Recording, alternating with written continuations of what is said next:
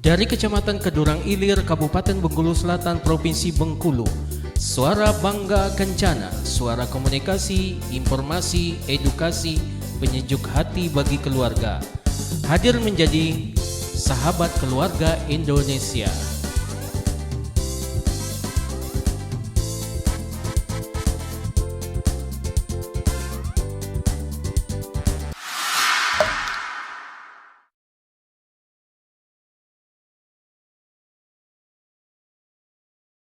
Kembali lagi bersama podcast Suara Bangga Kencana. Selamat datang di podcast kita pada hari ini. Saya sebagai host Heni Oktavia, dan kali ini kita kedatangan narasumber yang tidak kalah menariknya daripada narasumber-narasumber sebelumnya. Hai Kak Apriza, boleh perkenalkan dirinya Kak? Ya, terima kasih Kak Heni sebelumnya sudah diundang. Oke, perkenalan mungkin tadi sudah tidak asing lagi ya karena tadi saya jadi host untuk stimulasi anak. Tadi jadi host ya Kak, sekarang jadi narasumber. Oke, kita tukar peran dulu ya Kak Heni. Jadi mungkin saya perkenalan lagi ya, mungkin teman-teman yang baru join nggak kenal siapa nih ya gitu. Perkenalkan, nama saya Apriza Susanti AMDkes. Di sini saya akan menyampaikan materi tentang pengasuhan responsif nih Kak Heni. Ya, topik hari ini sangat-sangat menarik ya Kak. Iya. Kalau sebelumnya kita juga pernah membahas tentang pengasuhan responsif itu lebih ke teori, dan kali ini lebih ke contohnya, di contoh kehidupan nyatanya nih ya Kak ya. Betul. Untuk teman-teman yang ada di rumah, terima kasih yang sudah menonton pada siang hari ini, dan kalau misalnya ingin bertanya silakan ditulis di kolom komentar. Pastinya kita akan membahas dan menyampaikan informasi-informasi yang sangat-sangat menarik. Betul sekali. Tetap stay di sini untuk penonton yang ada di rumah. Kalau ingin melihat kita berdua jangan keluar dari live ini ya. Betul. Nih Kak, pada zaman yang sangat modern ini, pengasuhan responsif itu bukan hanya cuman menciptakan hubungan antara anak dan orang tua saja, tetapi juga berperan penting dalam perkembangan otak anak, emosional anak, terus kemampuan sosial anak terhadap teman-temannya nih. Dan juga di era yang modern ini juga, orang tua juga sangat banyak dihadapi oleh tekanan-tekanan nih, entah itu tekanan pekerjaan, tekanan finansial untuk menghidupi dan memenuhi kecukupan di rumah, gitu kan. Pastinya orang tua juga sangat dalam praktik pengasuhan ini nih kurang relevan nih dalam pengasuhan anak, dan pastinya juga kurang mengikuti perkembangan anak pada saat ini, karena kan dia sibuk nih bekerja. Betul. Iya. Terus pastinya juga pengasuhan responsif ini padahal sangat penting untuk anak sendiri ya Kak ya. Kalau misalnya kita sebagai orang tua kurang memahami dan kurang memberikan pelajaran tentang pengasuhan responsif ini juga, pastinya anak kita nanti takutnya kurang tahu apa sih sebenarnya peran orang tua tadi, bagaimana sih, apakah saya ini sebenarnya disayang atau tidak, begitu kan. Betul. Karena ada nih beberapa pertanyaan dari orang-orang tua, termasuk ada nih di dekat rumah saya nih Kak, dia menitip pertanyaan kepada saya karena kan dari kemarin kita mengikuti ini ya. Iya, mengikuti.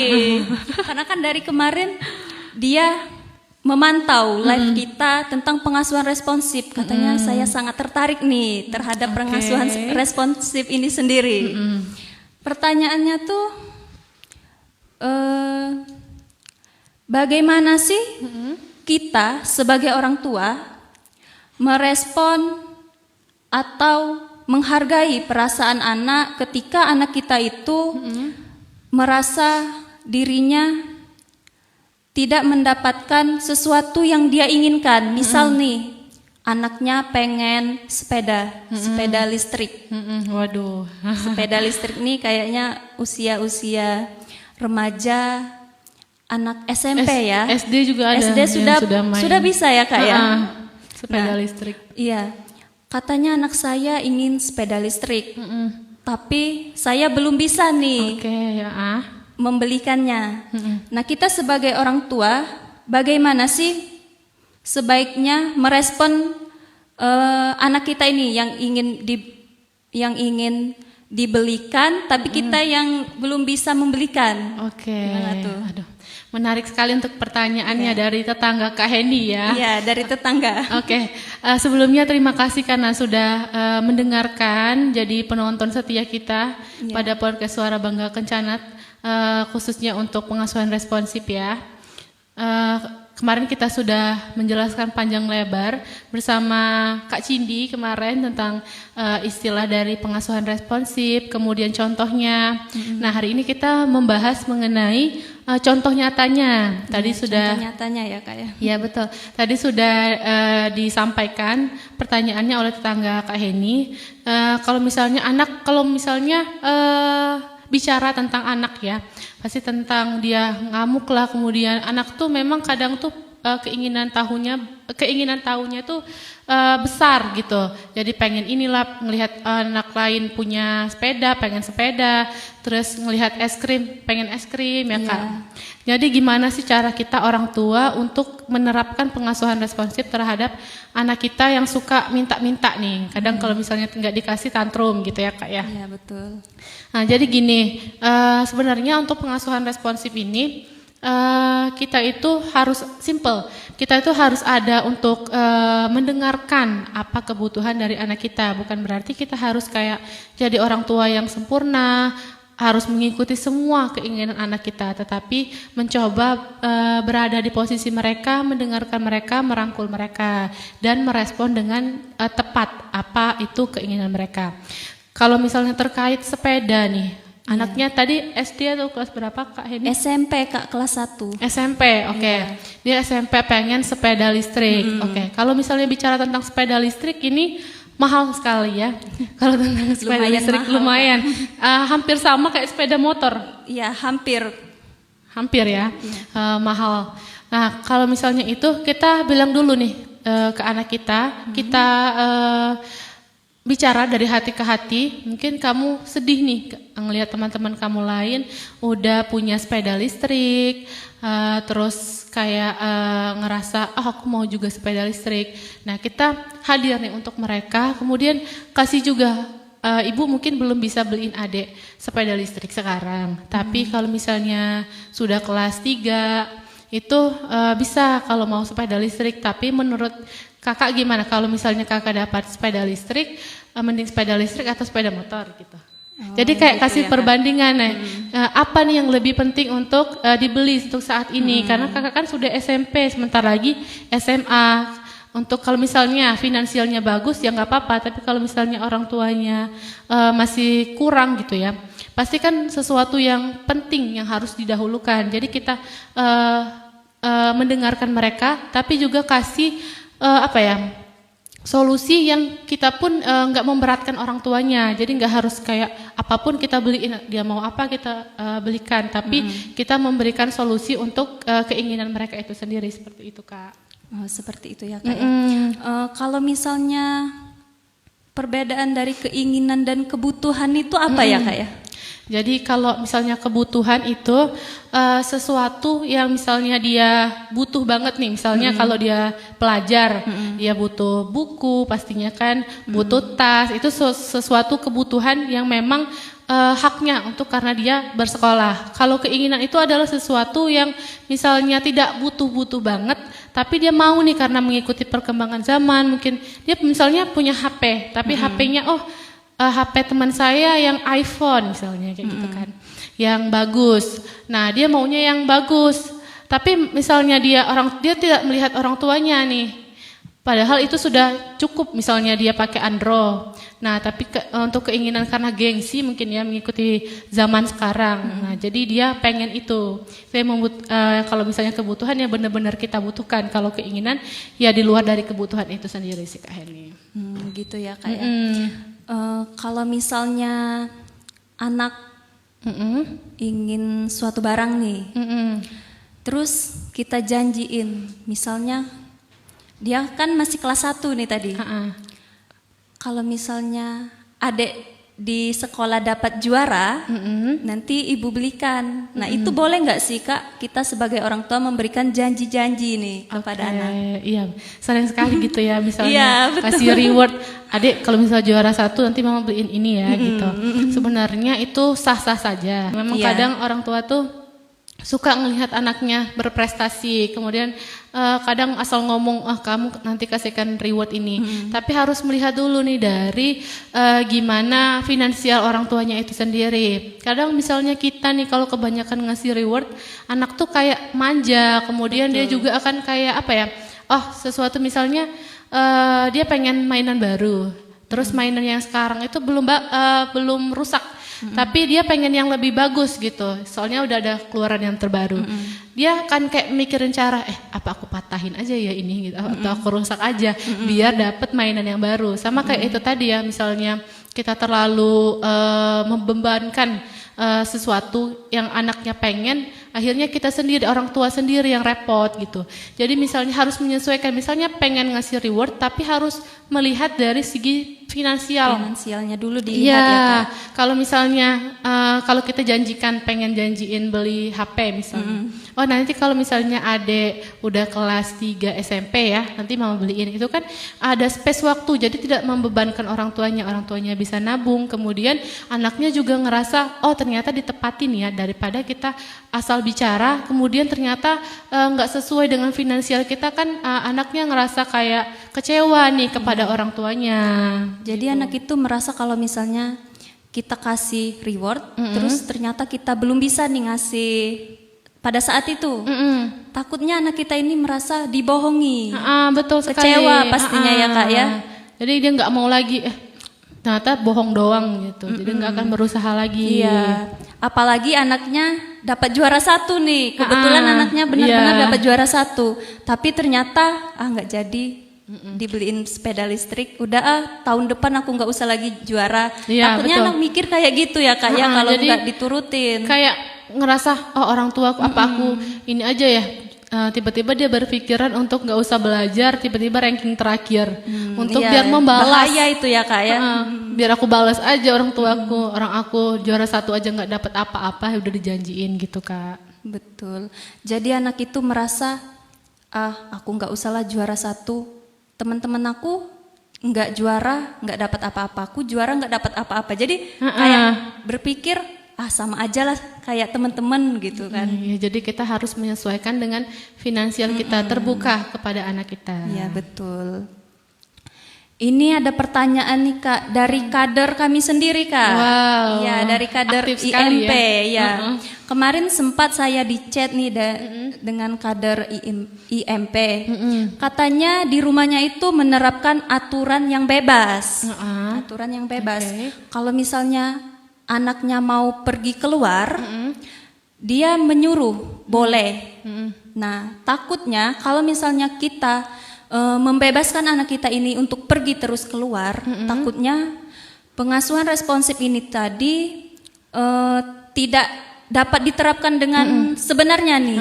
Betul. Jadi bagaimana sih caranya agar pengasuhan responsif ini tadi tetap ada di keluarga itu sendiri? Oke, jadi memang ya kalau bisa bicara tentang pengasuhan ini berbeda-beda antara orang tua satu dengan orang tua yang lainnya.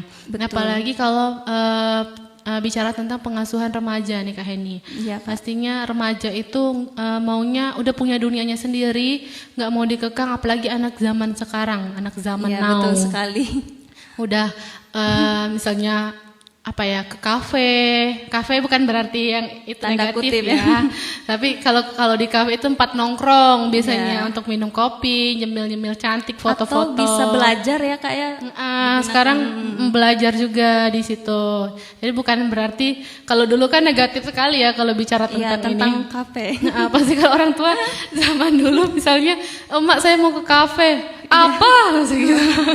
Padahal kan sekarang bahasa gaulnya itu ya Kak ya, tempat nongkrong. Iya betul.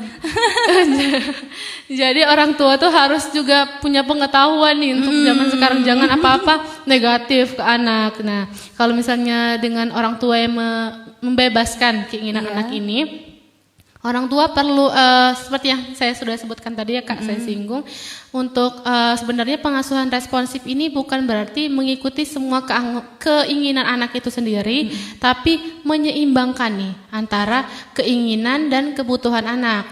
Jadi misalnya dia pengen ambil sisi positifnya dulu mungkin ya. Dia pengen mengerjakan tugas kelompok, tapi karena misalnya dia kuliah lah, misalnya dia kuliah sudah pagi sampai sore, kemudian untuk mengerjakan kerjaan kelompoknya itu malam hari bisa dilakukannya. Nah itu boleh dilakukan, nggak apa-apa. Kadang kalau misalnya orang tua sekarang itu ya, anak gadisnya apalagi keluar malam itu langsung apa nggak boleh, nanti kamu gimana nanti negatif lah gitu ya. Nah, kalau misalnya untuk yang membebaskan anak, jangan kayak terlalu dibebaskan malah nggak apa-apa mau pulang subuh kayak nggak pulang, bukan kayak gitu ya berarti. Harus tetap punya aturan nih untuk anak gadisnya. Misalnya dia boleh boleh pergi malam, tapi pulangnya misalnya jam 9 atau pulangnya jam 10. Jadi anak ngerasa tetap dihargai pendapatnya, tetap dihargai keinginannya, tapi dengan syarat, Tetap ada aturan tadi. Tetap dengan aturan dari orang tuanya yang memberikan aturan yang positif, yang sehat untuk anaknya gitu Kak Heni. Kadang nih Kak, ada beberapa di keluarga tuh penerapan pengasuhan yang mengekang anak. Menurut Kak Apriza sendiri, kalau misalnya Kak Apriza nih berada di posisi itu, apa yang akan Kak Apriza lakukan? Oke, kalau saya kebetulan orang tua saya nggak mengekang ya. Orang tua saya membebaskan tadi yang sama kayak kader ya, kader IMP-nya yang membebaskan anaknya. Tapi bukan berarti saya dibebaskan kemana-mana, tapi tetap dikasih jadwal. Kalau misalnya kalau bahasa gaulnya sekarang strict parent ya, tentang ini mengekang. Kalau misalnya saya dikekang, pasti saya sebagai remaja. Kalau remaja, saya posisikan sebagai remaja labil ya, masih remaja labil, pasti akan ngerasa kecewa pastinya kepada orang tua yang ngekang. Kenapa sih dikekang, nggak boleh apa-apa? Akan ngerasa sulit bergaul pastinya di era sekarang. Kalau sekarang kan sebenarnya bergaul itu adalah koneksi ya. Iya, koneksi untuk mencari relasi tadi ya Kak ya. Betul. Siapa tahu kan kita butuh lagi perjalanan jauh nih, butuh bantuan. Tapi karena kita selalu di rumah, kita nggak ada teman nih untuk minta tolong gitu. Minta duit dulu 100. Ya, atau pinjam dulu 100. Biar silaturahmi nggak terputus. Nah, kalau itu kan bisa minjem gitu sama temennya. Atau kalau misalnya terlalu dikekang, dia kayak terlalu murung, kemudian nggak bisa mengembangkan kreativitasnya nih. Iya, betul. Makanya sebagai orang tua kita nggak boleh terlalu mengekang anak kita, apalagi kalau misalnya kalau misalnya terlalu dikekang, orang tuanya tegas, dia ngerasa takut nih, anak-anak kan ngerasa takut, terus sulit untuk public speakingnya pasti akan kelihatan. Dia kayak terbata-bata lah ngomongnya, karena sering dikekang, dimarahin sama orang tuanya. Jadi kalau misalnya orang tua ngekang, pasti itu akan berdampak emosional, kemudian cara bergaulnya anak, karakter anak, gitu sih Kak. Pengasuhan responsif ini sebenarnya dimulai dari umur berapa sih Kak? Sebaiknya dilakukan dari umur sedini mungkin ya. Kalau bisa dari kandungan. Dari kandungan itu bisa dilakukan afirmasi yang positif. Kadang kan orang-orang dari kandungan emang dia bisa dengar. Padahal itu bisa loh, anak bisa ngerespon kalau misalnya istri atau ibunya bahagia, anaknya pasti akan ngerasa bahagia juga. Kalau misalnya ibunya stres, itu kandungannya juga akan ngerasa stres juga. Makanya kalau misalnya kita kasih afirmasi yang positif, dia juga akan melakukan pergerakan atau pertumbuhan yang positif. Banyak juga ya Kak. saya ngelihat kadang di media sosial itu ibunya takut lahiran. Kalau lahiran itu masya Allah sekali ya, kalau ibu-ibu, perjuangan ibu-ibu untuk melahirkan anak. Iya betul itu Kak. Nah kalau misalnya itu saya pernah baca, katanya dia tuh kayak selalu memberikan kalimat-kalimat positif untuk anaknya, dibilangin, nah kalau misalnya nanti kita udah lahiran, kita berjuang sama-sama ya, lahirannya jangan terlalu sakit, ibunya jangan terlalu dibuat sakit, nanti kita sama-sama. Nah pas beneran lahirannya itu bener-bener dikasih yang gampang Kak Heni. Jadi kalau berarti kan anak itu mendengar walaupun masih dalam janin. Mendengar ya Kak ya. Kalau misalnya dia melakukan afirmasi yang positif, dia juga akan lahirlah kelahiran yang positif juga untuk anaknya, pertumbuhan yang positif, gitu. Wah menarik sekali materi kita pada hari ini ya Kak ya. Sangat-sangat berguna nih untuk ibu-ibu muda yang ada di luar sana, maupun yang lagi nonton live kita pada hari ini. Banyak sekali yang nonton. Iya banyak sekali. 20.000. Untuk teman-teman yang ada di rumah, kalau misalnya mau bertanya, silakan bertanya di kolom komentar kita.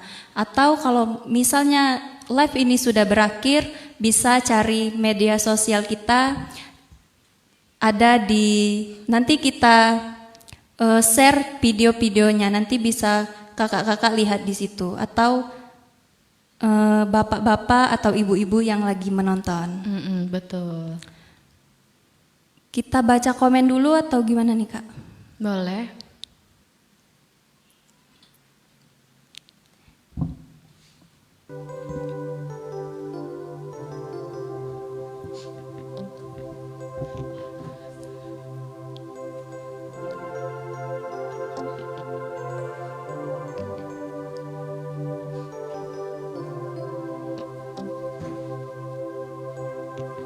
Kita sapa-sapa dulu untuk yang sudah masuk di live kita pada siang hari ini.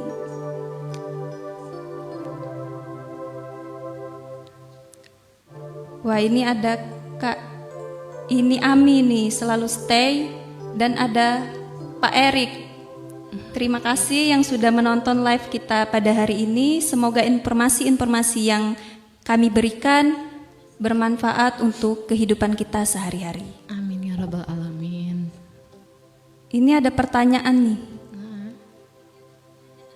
dari Kak Cindut. Kak Cindut. Kak Cindut, orang mana nih Kak? Oh, orang jauh nih kayaknya. Kak Cindut nih, Kak Apriza mau bertanya. Iya. Pertanyaannya, Kak suka bingung. Anak suka nggak mau diatur. Nah itu gimana nih Kak? Ini untuk anak usia berapa nih Kak Cindut anaknya? Anak balita Kak? Apa? Biasanya kalau anak yang nggak mau diatur itu yang udah agak remaja nih. Iya, masih udah labil gitu ya? Iya, yang udah labil, udah punya temen. Jadi gini, oke. Menarik sekali ya tentang anak yang nggak suka diatur. Iya. Sama kayak tadi ya, orang tua membebaskan anaknya. Jadi kayak karena dia susah diatur, udah terserah dia mau ngapain gitu untuk orang tuanya.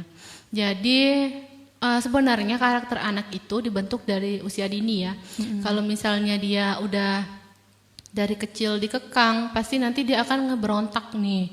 Kalau misalnya dia dikasih space, kemudian diajak terbuka, diajak ngobrol, terus orang tua memahami si anak, mendengarkan, pasti dia juga akan terbuka kepada anaknya. Jadi kalau misalnya dia sampai ngelawan atau memberontak, mungkin orang tuanya harus introspeksi dulu terlebih dahulu ya, gimana pola pengasuhan orang tuanya kepada anaknya.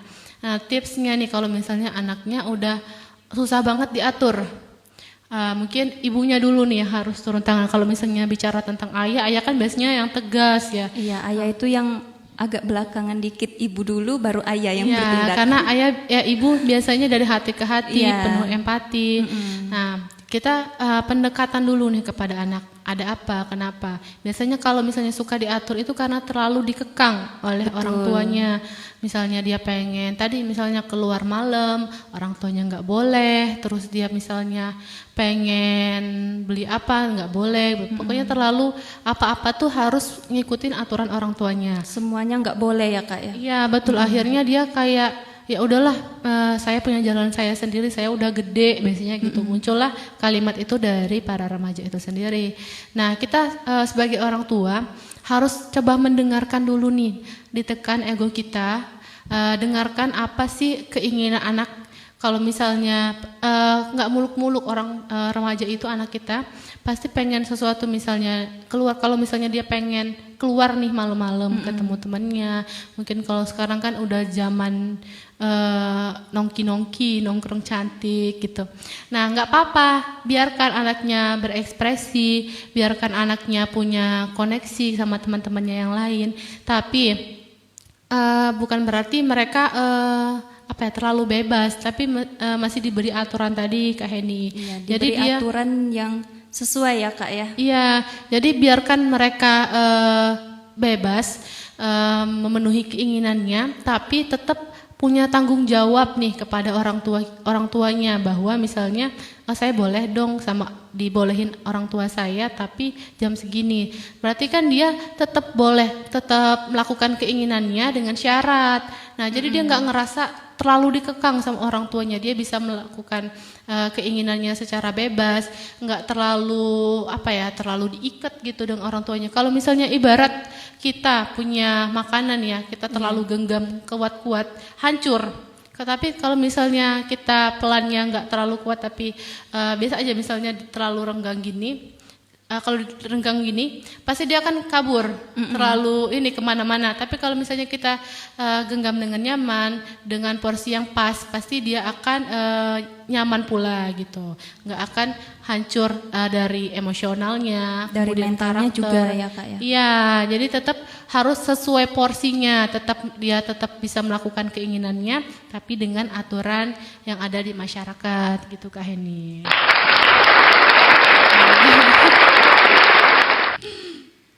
Nih gimana Kak Cindut? Kak Cindut masih stay? Kak Cindut ini penonton yang setia. Betul, dari tadi selalu stay nonton kita nih.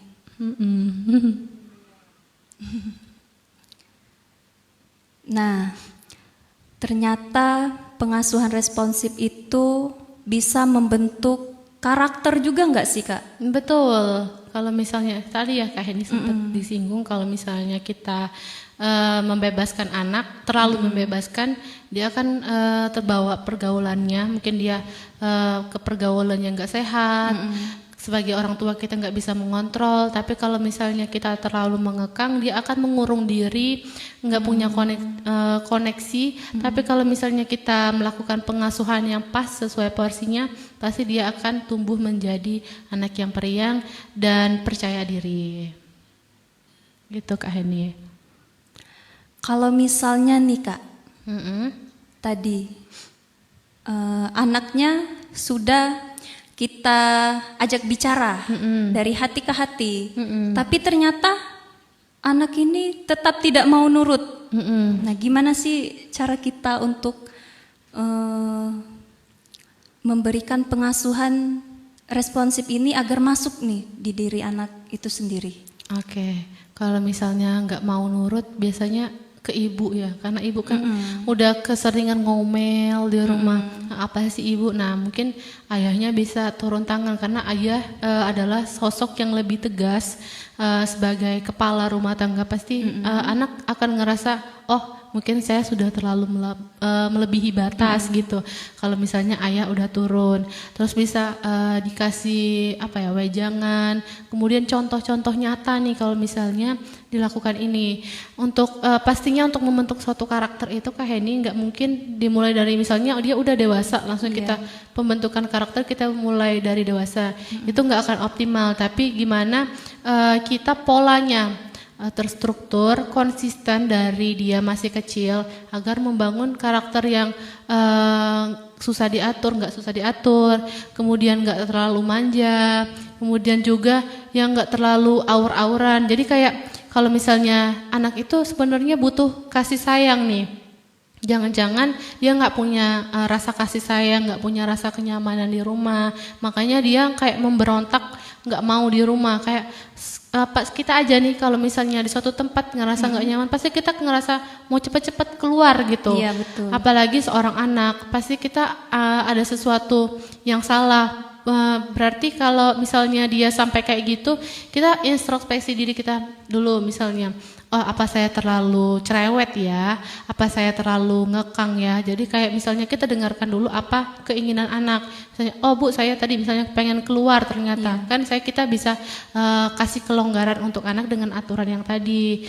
Kalau misalnya dia sampai saya nggak mau nih, nggak mau nurut apa kata ibu, berarti kan kita terlalu banyak aturan ya, yang sampai anak itu sesek sendiri dengan aturan orang tua. Nah, ngomong-ngomong tentang aturan nih Kak,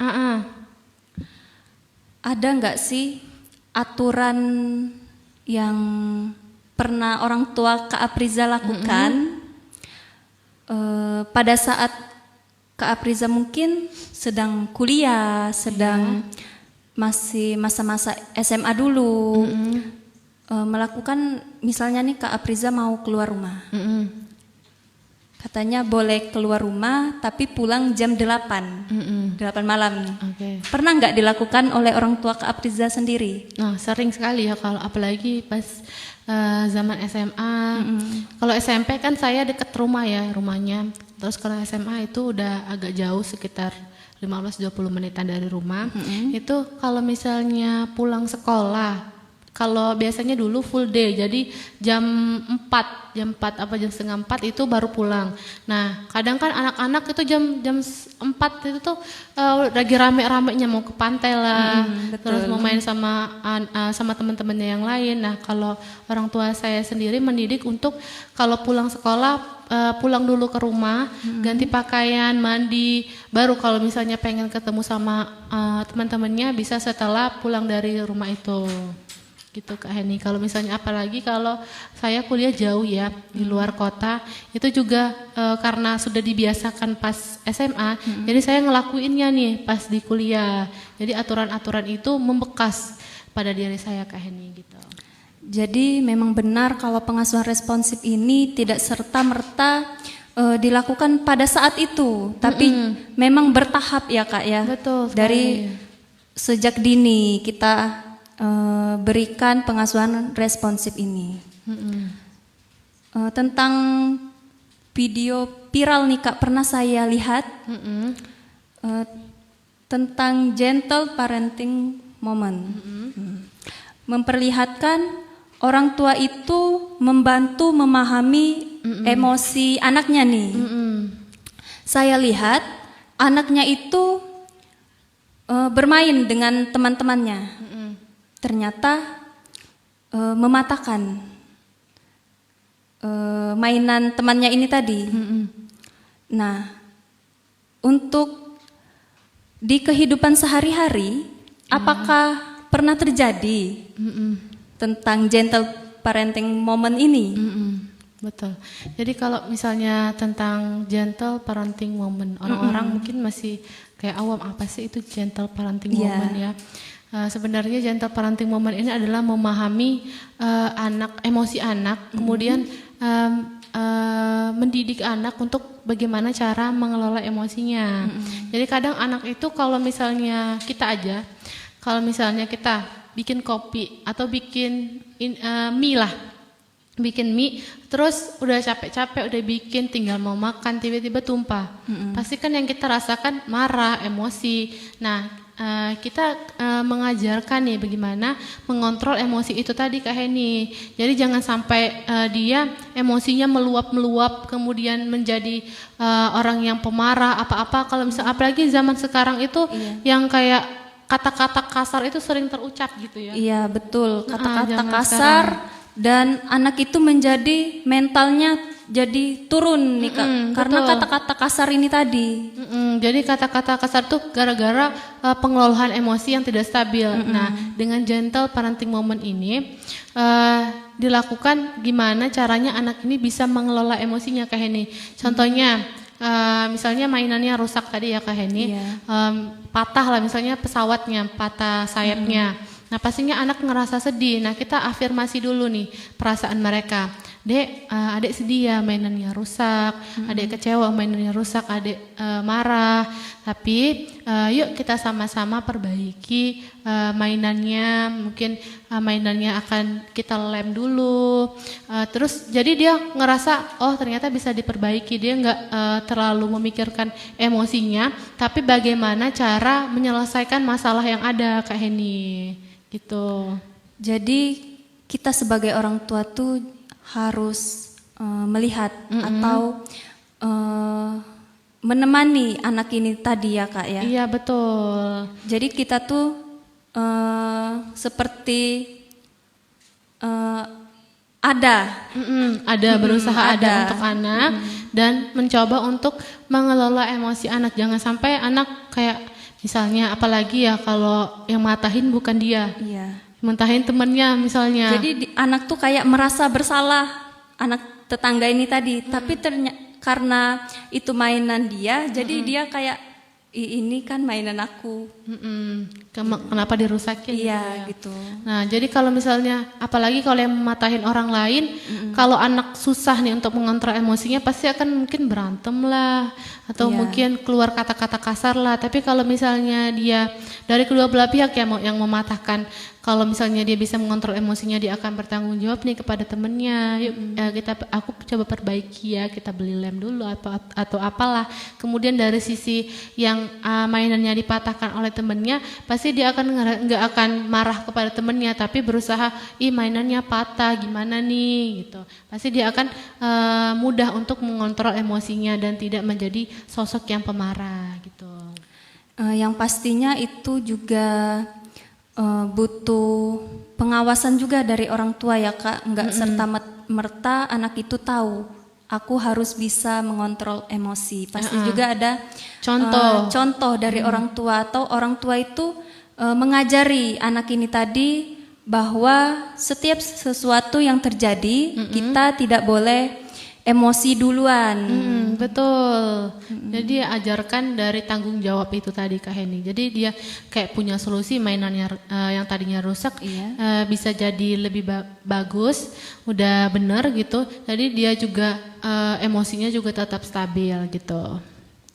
Kalau misalnya nih kita sebagai orang tua nih Kak, mendapati mainan anak kita itu rusak, terus kita memberikan opsi kepada anak kita.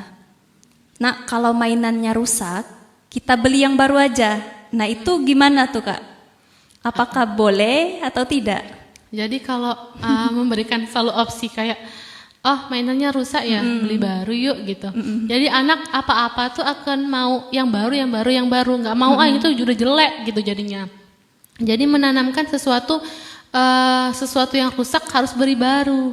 Jangan-jangan nanti kalau misalnya udah berkeluarga, ternyata udah nggak bisa diperbaiki lagi pasangannya yang suka marah-marah, dia akhirnya mencari pasangan yang baru gitu. Wah, bahaya sekali ya Kak ya. Bukan kayak bertanggung jawab untuk menyelesaikannya, tapi malah mencari sesuatu yang baru gara-gara diajarkan. Ini padahal simple sekali ya Kak Heni.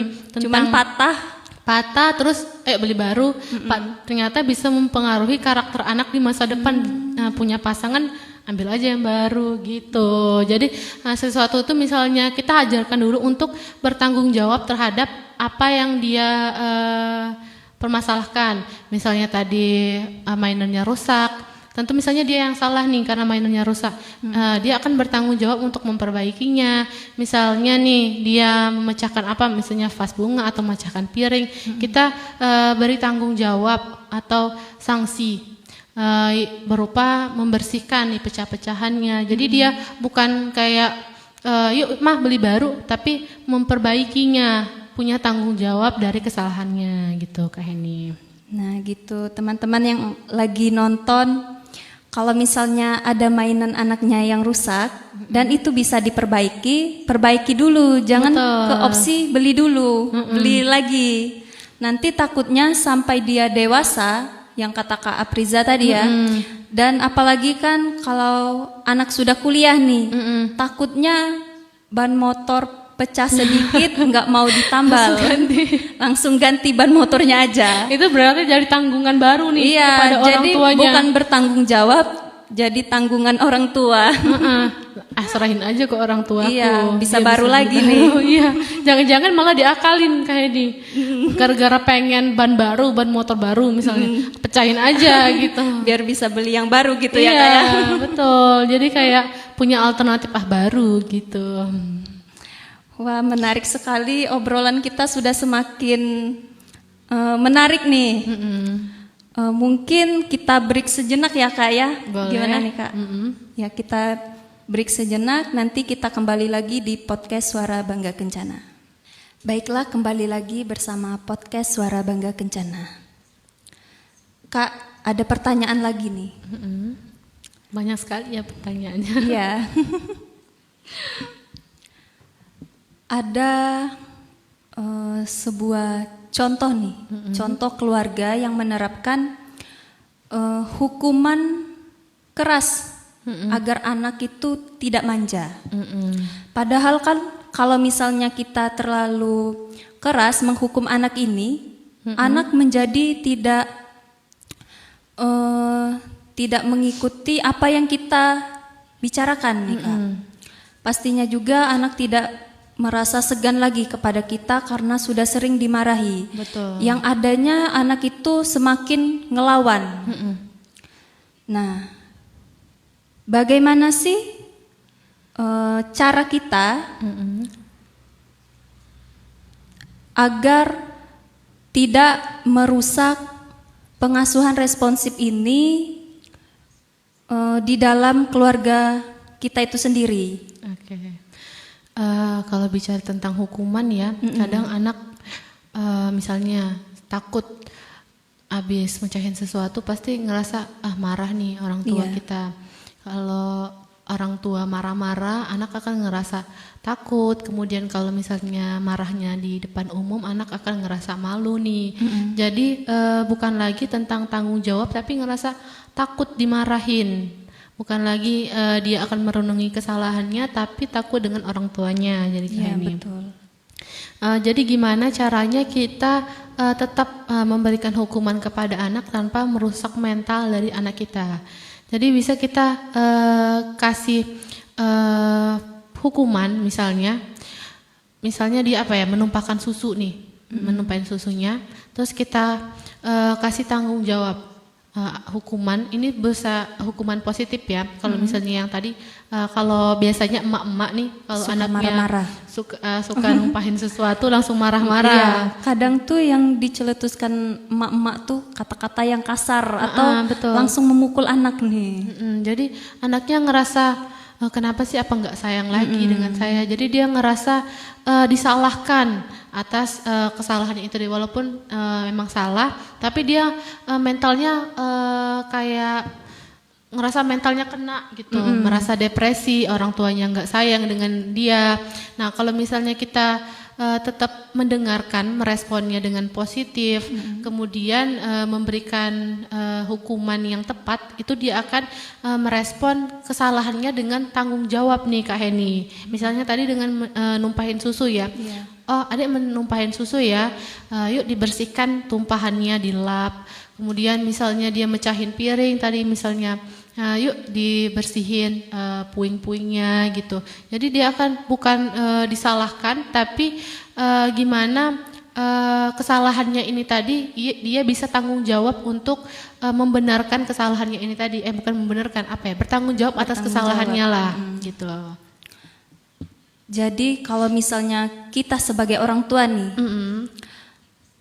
anak melakukan kesalahan terus kita melontarkan kata-kata yang kasar, sebenarnya itu bukan contoh yang baik juga ya Kak ya. Betul. Takutnya nanti mental anak menjadi rusak dan mengikuti apa yang orang tua di rumah lakukan. Misalnya temannya nih melakukan kesalahan, langsung marah-marah. Karena di pikirannya kalau orang melakukan kesalahan itu ya kita harus marah-marah. Padahal bukan kesana poinnya ya Kak. Iya betul. Jadi kayak misalnya kalau dia tidak menerapkan pengasuhan responsif yang tepat, misalnya yang dari pelaku yang ngerusakin, pasti dia akan ngerasa takut nih, terus akhirnya berbohong, oh bukan saya yang ngelakuin, karena takut dimarahin tadi. Tapi kalau misalnya kita ajarkan, kita nggak marah-marah nih, tapi mengajarkan tanggung jawab untuk mengakui kesalahannya, kemudian bertanggung jawab terhadap kesalahannya itu, dia akan berani, percaya diri untuk mengakui kesalahannya, kemudian bertanggung jawab. Kemudian dari sisi orang yang misalnya mainannya dirusakin atau motornya misalnya dirusakin temennya, jatuh lah temennya atau apa, dia nggak akan merespon itu dengan anarkis atau marah-marah, kemudian berantem sama temennya, tapi dia akan lebih stabil untuk menghadapi kesalahan temennya dan bernegosiasi gimana nih baiknya dilakukan gitu Kak Heni. Wah, ternyata pengasuhan responsif ini sangat berguna ya Kak. Apalagi kalau misalnya kita baru menjadi orang tua yang baru nih, ibu muda. Betul. Pastinya kita sangat membutuhkan bagaimana sih cara pengasuhan yang benar terhadap anak. Betul sekali Kak Heni. Iya. Kak Afriza sendiri nih, Kak Afriza kan sudah menikah, Betul. sudah punya anak juga kan? Sudah. Nah, apakah pengasuhan responsif ini sudah Kak Afriza terapkan terhadap anak Kak Afriza sendiri? Biar penonton di rumah juga tahu nih. Kata penonton di rumah bicara doang ternyata nggak diterapin di rumah betul. ya. Jadi selama saya punya anak ya, sebenarnya saya bukan ibu yang sempurna, tapi saya selalu menerapkan untuk nggak marah-marah kepada anak. Jadi biarkan dia explore, biarkan dia pengen, misalnya dia pengen apa, makanan apa saya kasih, tapi saya misalnya dia pengen makanan yang lain dari misalnya yang pas sehat yang sempurna, saya kasih misalnya 2 minggu sekali, tapi tetap melihat dari misalnya tubuhnya ya, apa dia lagi sakit nggak mungkin saya kasih. Nah juga nggak apa-apa tuh misalnya marah kepada anak kemudian mukul anak, itu nggak pernah saya lakukan. Jadi saya rasa saya cukup melakukan pengasuhan responsif kepada anak saya Kak Heni. Wah, ternyata bukan cuman bisa bicara aja nih, tapi memang betul. sudah diterapkan di rumah ya Kak ya. Sudah hampir 1 jam nih Kak kita berada di sini. Mungkin ada pertanyaan terakhir nih Kak. Apa sih? Itu apa? Oh sama. Oh iya, kita sapa-sapa dulu teman-teman yang ada di rumah ya.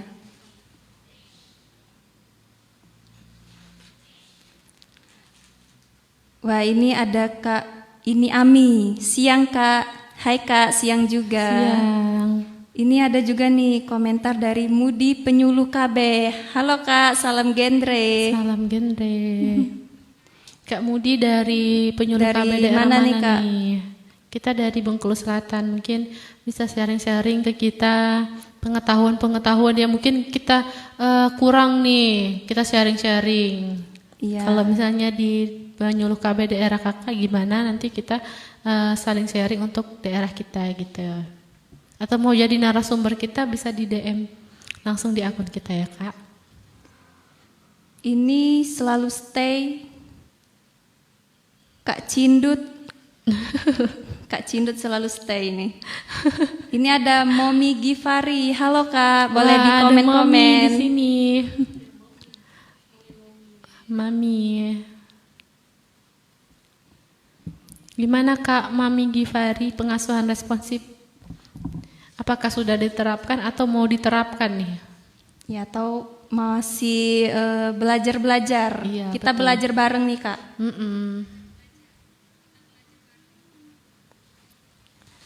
Mungkin tidak ada lagi pertanyaan nih Kak dari kolom komentar. Cuman saya ada pertanyaan terakhir nih. Iya, boleh Kak Heni. Kesan dan pesan untuk ibu-ibu yang ada di rumah atau yang lagi nonton live kita pada siang hari ini. Oke. Apa sih tentang pengasuhan responsif yang sudah Kakak jelaskan tadi? Oke. Silakan Kak. Jadi pengasuhan responsif itu simple ya, ibu-ibu, bapak-bapak juga. Bukan berarti kita selalu mengikuti kemauan anak, anak pengen A kita turutin, tapi gimana caranya kita mendengarkan anak dan merespon mereka dengan cepat, tepat, tentunya dengan penuh kasih sayang. Tidak harus sempurna, tapi selalu ada untuk mereka, mendengarkan keluh kesah mereka. Karena kalau misalnya anak kita tidak didengarkan oleh orang tuanya, dengan siapa lagi? Wah, sangat-sangat ngenah nih untuk pesan dan kesannya dari Kak Apriza. Mungkin live kita akan segera berakhir nih Kak.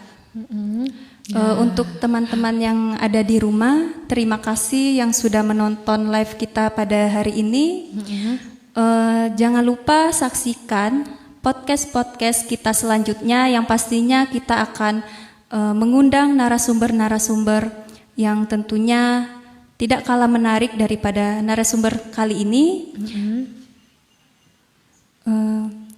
Untuk Kak Apriza, terima kasih karena sudah ada dan datang di podcast kali ini dan memberikan informasi yang sangat baik dan menarik. Semoga kita nanti bisa bertemu di lain waktu ya Kak ya. Iya Kak Heni, terima kasih juga sudah diundang ke podcast Suara Bangga Kencana. Ya sama-sama Kak, nanti jangan bosan-bosan ya Kak Iya, untuk mengisi tidak di dong. sini. Apalagi itu tadi penontonnya aktif sekali dari Iya, tetangga, banyak sekali ya Kak ya. Iya. Selalu mengikuti. Saya sebagai host pamit undur diri dari podcast Suara Bangga Kencana kita sore hari ini. Sampai jumpa di podcast kita selanjutnya. Wassalamualaikum warahmatullahi wabarakatuh. Waalaikumsalam warahmatullahi. Bye bye semuanya.